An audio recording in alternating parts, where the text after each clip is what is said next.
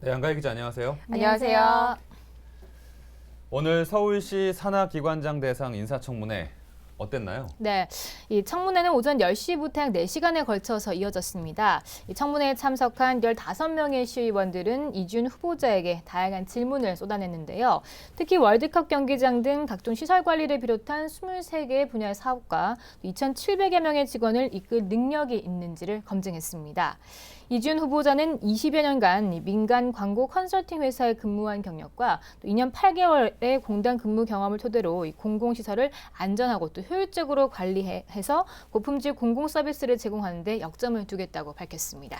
네, 그리고 그동안 참 논란이 됐었던 해외 출장 보고서 용역에 대한 추궁도 있었다고 하죠? 네, 그렇습니다. 이 후보자가 지난 2014년에 직원들과 함께 해외 출장을 다녀온 뒤에 자신들의 출장 보고서를 용역업체에 맡겨서 작성하도록 한 사실이 서울시 감사에서 적발됐던 사건인데요. 네. 이 후보자는 보고서의 용역은 사실이 아니라고 일축했습니다. 그 밖에 공단의 수익성 추구에 따른 서울시의 대행사업관리 부실 우려와 또 전임 이사장과 감사의 동시 공석에 대한 문제 제기 역시 있었습니다.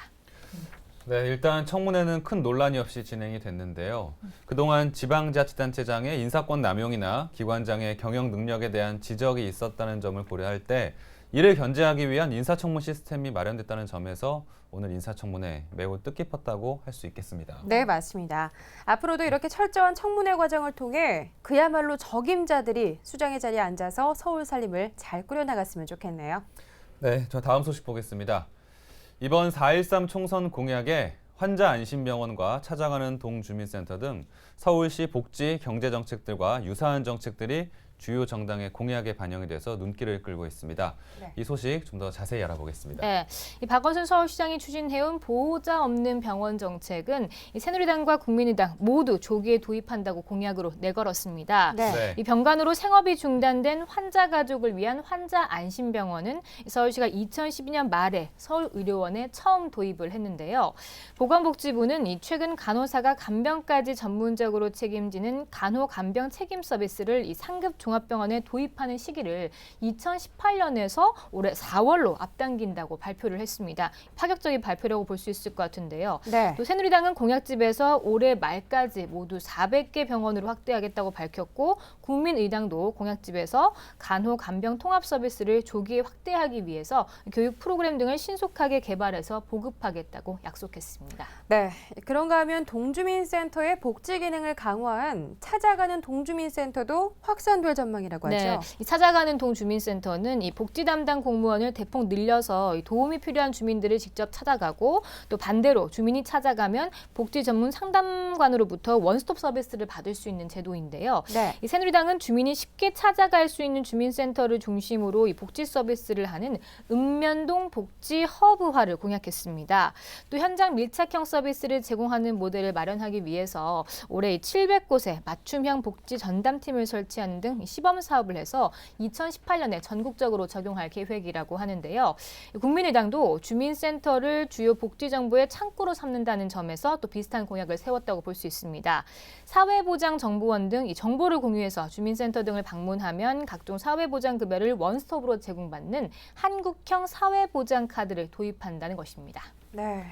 네, 그리고 이 밖에도 청년층을 위한 정책도 벤치마킹 대상이 됐다고요? 네, 그렇습니다. 이 청년층이나 1인 가구의 주거 빈곤 문제를 해결하기 위해서 이 낡은 고시원과 여관 혹은 모텔 그리고 도시재생구역의 빈집 등을 활용해서 사회주택을 만드는 이 정책인데요. 새누리당도 빈집 리모델링과 임대주택화로 1인에서 2인 가구의 주거 안정에 기여하겠다고 공약을 했습니다. 그리고 이 서울시의 공유경제 활성화 정책도 마찬가지로 벤치마킹이 됐는데요. 네. 이 자동차를 공유하는 카쉐어링 사업을 2013년에 도입했던 서울시는 공유 경제의 시작이 본격적으로 성장을 하려면 스타 기업이 필요하다고 보고 올해 5개 이상을 중점적으로 육성하기로 했었는데 이 역시 새누리당에서 벤치마킹을 한 것으로 알려졌습니다. 네, 이렇게 정당들이 시의 정책을 총선 공약으로 내걸었다는 것은 그만큼 서울시에 좋은 정책들이 많았다는 그런 방증이겠죠. 네, 맞아요. 다만 총선을 앞두고 실행 여부와는 상관없이 보여주기식 공약을 제시한 건 아닌지 살짝 우려가 되긴 합니다. 네. 네, 그래서 유권자들은 이러한 공약들이 정말 이 후보들, 이 정당들이 실행 의지가 있는 그런 진정성 있는 정책인지 좀 꼼꼼히 따져보고 선거에 임해야 할 것 같습니다. 네. 자, 마지막 소식 전해드리겠습니다. 1960에서 70년대 서울에 우후죽순 세워졌던 아파트 중에 일부가 노후화되는 바람에 주민 안전을 위협하고 있다고 합니다. 이 안전평가에서 재난 위험 등급을 받았지만 여전히 주민들이 거주하고 있는 아파트들이 상당하다고요. 네, 이 재난 위험 시설은 A에서 E까지 총 5가지 등급으로 나뉘는데요. 네. D 등급은 구조적인 결함이 발견돼서 긴급한 보수와 보강이 필요하다는 것을 의미하게 되고, E 등급 같은 경우는 이 재난안전법에 따라서 철거 대상으로 지정이 돼서 사용을 재빨리 제한해야 할 정도의 위험을 뜻합니다. 네. 이렇게 D 등급과 E 등급을 받은 공공주택 건물이 올해 2월 기준으로 99개에 달한다고 합니다. 네, 그러니까 당장 사고의 위험성이 있는 공공주택 건물이 99개나 된다는 건데, 맞습니다. 예, 그럼 가장 위험한 2등급을 받은 건물은 어디인가요? 네, 이 영화의 배경으로 자주 나왔던 이 서울 성북구의 정릉 스카이 연립주택인데요. 이 당장 철거가 필요한 대상인 2등급을 받았지만 주민들이 계속해서 남아있는 상황입니다. 네. 현재 15가구가 남아있어 하루하루 아찔한 삶이 이어지고 있는데요. 정릉 스카이 연립은 1969년에 지어졌습니다. 이 서울시는 정비 재건축 사업에 표류로 방치됐던 스카이 연립주택을 헐고 그 자리에 공공주택인 행복주택을 건립하겠다고 최근 밝혔는데요.